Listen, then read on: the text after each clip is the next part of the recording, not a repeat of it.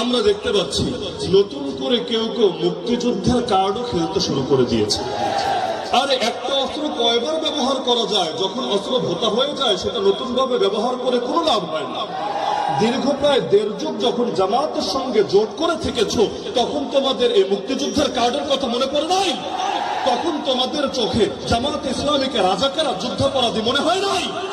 এমনকি জামাতের কাঁধে ভর করে 2001 থেকে 2006 যখন ক্ষমতার গদিতে বসে থেকেছো, তখন মনে হয় নাই যে মানুষগুলো রাজাকার, এই মানুষগুলো যুদ্ধাপরাধী? এমনকি দুইটা মন্ত্রণালয় তাদের হাতে তুলে দেওয়ার সময় তোমাদের মনে পড়ে নাই এই মানুষগুলো যুদ্ধাপরাধী, মানুষগুলো রাজাকার?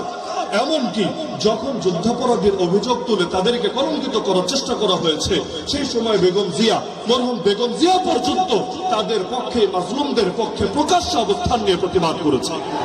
আমি মনে করি আজ যারা এই রাজাকার আর যুদ্ধাপরাধী স্লোগান দিয়ে জামাত ইসলামীকে দমিয়ে দেওয়ার চেষ্টা করবে, এরা হলো শহীদ প্রেসিডেন্ট জিয়াউর রহমানের দুশমন, বেগম জিয়ার দুশমন।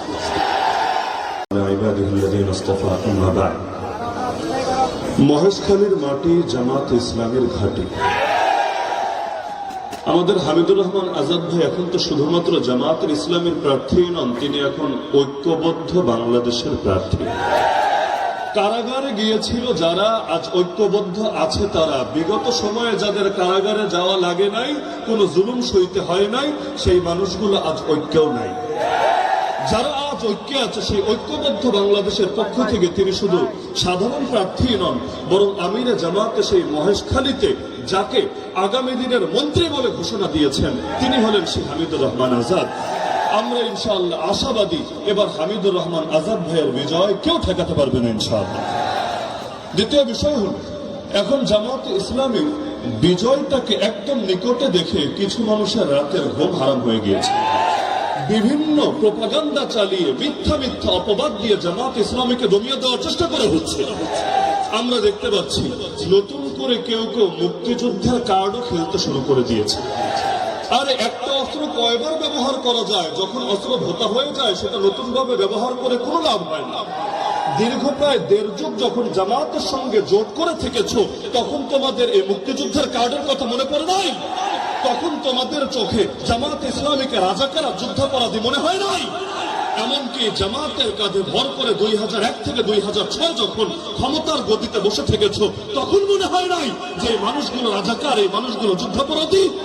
এমনকি দুইটা মন্ত্রণালয় তাদের হাতে তুলে দেওয়ার সময় তোমাদের মনে পড়ে নাই এই মানুষগুলো যুদ্ধাপরাধী, মানুষগুলো রাজাকার? এমনকি যখন যুদ্ধাপরাধীর অভিযোগ তুলে তাদেরকে কলঙ্কিত করার চেষ্টা করা হয়েছে, সেই সময় বেগম জিয়া, মরহুম বেগম জিয়া পর্যন্ত তাদের পক্ষে, মাজলুমদের পক্ষে প্রকাশ্য অবস্থান নিয়ে প্রতিবাদ করেছে। আমি মনে করি আজ যারা এই রাজাকার আর যুদ্ধাপরাধী স্লোগান দিয়ে জামাত ইসলামীকে দমিয়ে দেওয়ার চেষ্টা করবে, এরা হলো শহীদ প্রেসিডেন্ট জিয়াউর রহমানের দুশমন, বেগম জিয়ার দুশমন। তৃতীয় পয়েন্ট হলো, কেউ কেউ নতুন সুর তুলছে জামাত ইসলামী নাকি ধর্ম ব্যবসায়ী। আরে পাগল, ধর্ম ব্যবসায়ী বলে কাকে? জামাত ইসলামের প্রার্থীরা নির্বাচন আসলে নতুন করে মাথায় টুপি লাগায়, নির্বাচন আসলে নতুন করে গায়ে পাঞ্জাবি পরা শুরু করে না, নির্বাচন আসলে নতুন করে তারা নামাজি সাজে না, বরং নির্বাচন আসলেও যেমন সারা বছর থাকেও তেমন। তোমরা যারা নির্বাচন আসলে নতুন করে বেশ ধরো, তোমরাই না থাকে ধর্ম ব্যবসা। 4 নম্বর পয়েন্ট, কেউ কেউ স্লোগান তুলছে জামাত ইসলামী নাকি জান্নাতের টিকিট বিক্রি করছে। আরে হাস্যকর কথা, যদিও তাদের লোকেরা যে জান্নাতের টিকিট বিক্রি করেছে এর ডজন ভিডিও ইতিমধ্যে সোশ্যাল মিডিয়া ছড়িয়ে পড়েছে। এর চাইতে মজার বিষয়, জামাত ইসলামী জান্নাতের টিকিট বেচবে কিভাবে? যে হারে সব জায়গায় চাঁদাবাজি চলে, জনসাধারণের হাতে টিকিট ধরিয়ে দিলেও তো ভাই জান্নাতের দরজায় যখন যাবে সেখানেও চাঁদাবাজরা চাঁদা দিতে চলে আসে। যেভাবে সব জায়গায় দখলবাজি শুরু করেছে, ওরা তো পারলে আমাদের আখিরাতের জান্নাতেও দখলবাজি চালানোর চেষ্টা মনে হয় শুরু করে দিবে। 5 নম্বর পয়েন্ট হলো, আজকাল নতুন নতুন ফতোয়া শোনা যাচ্ছে জামাত ইসলামীকে ভোট দেওয়া নাকি হারাম। ধর্মকে কাজে লাগিয়ে ফতোয়াকে ব্যবহার করে জামাত ইসলামীকে দমিয়ে দেওয়ার চেষ্টা করা হচ্ছে। যুক্তি কি? যুক্তি হলো তারা নাকি মওদুদের ইসলাম চায় আর আমাদের সম্মানিত চাঁদাবাজ ভাইয়েরা মদিনার ইসলাম চায়। যদিও মদিনার ইসলাম তাদেরকে চাঁদাবাজি শেখায়, সন্ত্রাস শেখায়, খুন শেখায়, ধর্ষণ শেখায়, মাদক কারবারি শেখায়, কয়টার নাম বলবো আর শব্দের ভান্ডার ফুরিয়ে যাবে, তবুও তাদের মহান চরিত্র ফুটিয়ে তুলে শেষ করা যাবে। অথচ আমাকে বলেন মৌদুদিন ইসলাম বলতে আলাদা কোনো ইসলাম আছে? আল্লাহ নবী যে ইসলাম নিয়ে এসেছেন সেই ইসলামই তো আমাদের সকলের ইসলাম, নতুন কোন ইসলাম নাই আমাদের মাঝে। এমনকি সবচাইতে বেশি বলা হয় আমরা নাকি নবী বিদ্বেষী, সাহাবী বিদ্বেষী। নাউযুবিল্লাহ মিন যালিক। আপনারা নবী বিদ্বেষী না নবী প্রেমী? আপনারা নবীদেরকে পাপী মনে করেন না নিষ্পাপ মনে করেন? আপনারা সাহাবীদের বদনাম করেন না সাহাবীদের আদর্শ ধারণ করেন? আরে আজকের এই মহেশখালের জনসমুদ্র দেখে যাও, মিডিয়াকে সামনে রেখে সারা দেশকে শুনিয়ে দিতে চাই, আজকের এই জনসমুদ্রকে একবার দেখে যাও। এই মানুষগুলো প্রকাশ্যে আল্লাহ নবীর পক্ষে এবং তার সাহাবীদের পক্ষে নিজেদের অবস্থান ব্যক্ত করেছে। সুতরাং খবরদার, খবরদার, আগামী দিনে প্রপাগান্ডা চালাতে আসবে না।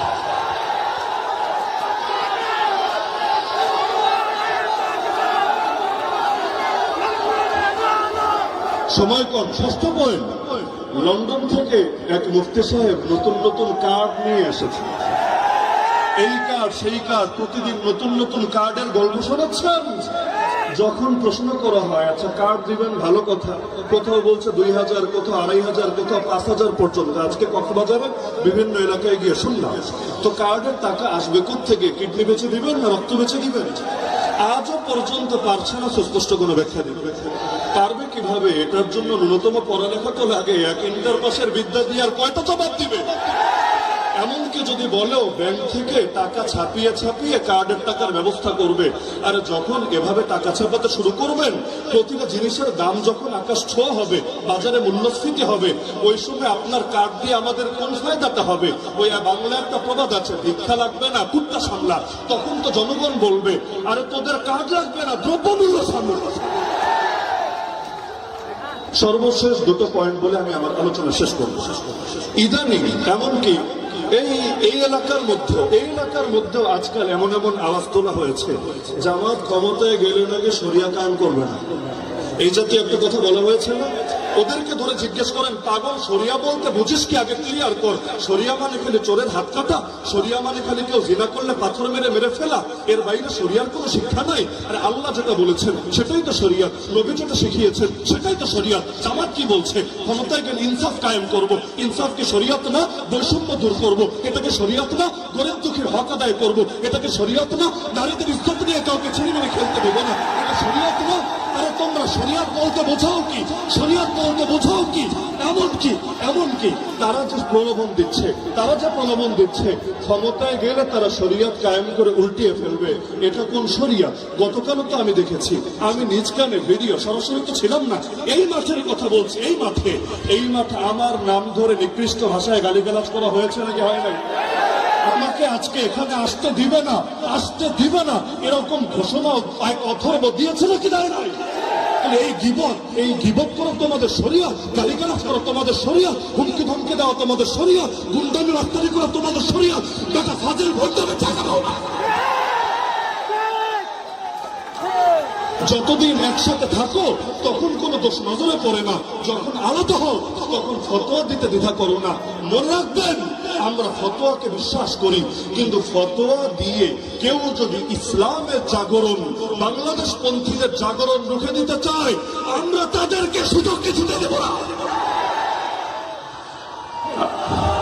আমার সর্বশেষ পয়েন্ট, ভোট হলো আমানত, ভোট হলো ওয়াকালত, ভোট হলো সুপারিশ। সুতরাং ভোট দেওয়ার আগে আল্লাহর ওয়াস্তে প্রত্যেকে নিজের বিবেকের কাছে দায়বদ্ধ থেকে ভোট দিবেন ইনশাআল্লাহ।